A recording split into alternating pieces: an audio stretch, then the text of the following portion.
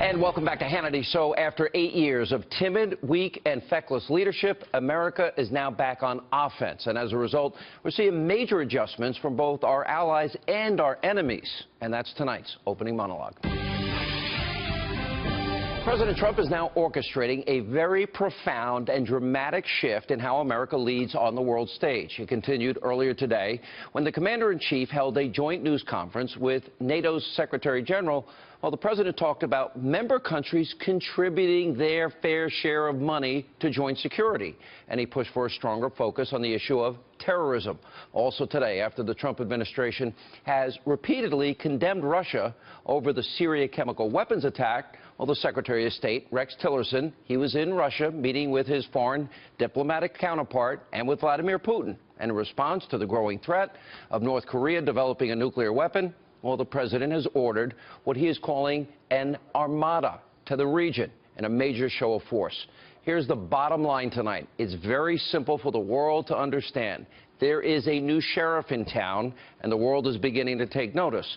Now, I'm calling it the Trump adjustment syndrome, because after 8 years of weakness and appeasement, well, the world's not used to seeing strength. And the U.S. now is leading from front and not from behind. And global leaders have grown accustomed to America not saying, for example, radical Islamic terrorism, and America cutting deals with rogue nations, the #1 state sponsor of terror like Iran, and the flat-out betrayal of one of our closest allies, Israel. Instead of taking a tough stance with Russia from the start, like what President Trump is now doing, the world was used to and saw Hillary Clinton offering to reset relations. You may remember this. Sergei, in anticipation of this important meeting and our time here together, I wanted to present you with a little gift which represents what President Obama and Vice President Biden and I have been saying. And that is, we want to reset our relationship. And let's do it together. So we will do it together, okay? Thank you very much. You're very welcome.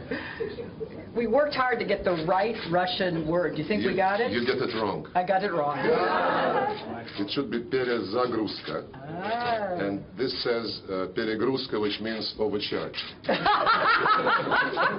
Well, we won't let you do that to us, I promise. All right, we all know how that turned into a complete and utter failure and disaster. Then instead of pushing the Russians to change their behavior, well, the world watched as President Obama offered them more flexibility. Remember, tell Vladimir this. Take a look.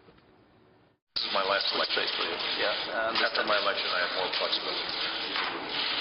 Yeah. And I transmit this information to Vladimir.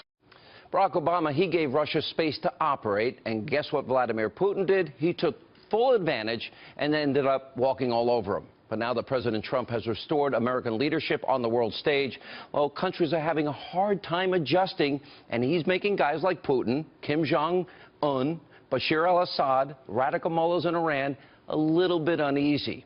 Now it's time for them to realize that the old ways of doing things is over. Now, soon enough, they'll understand. Very clearly, America's back, and this landscape is now changed. And President Trump, he's also showing that in some cases, America has a moral obligation and duty to act in the world. That's why he responded to Syria's use of chemical weapons with a targeted and proportional military strike.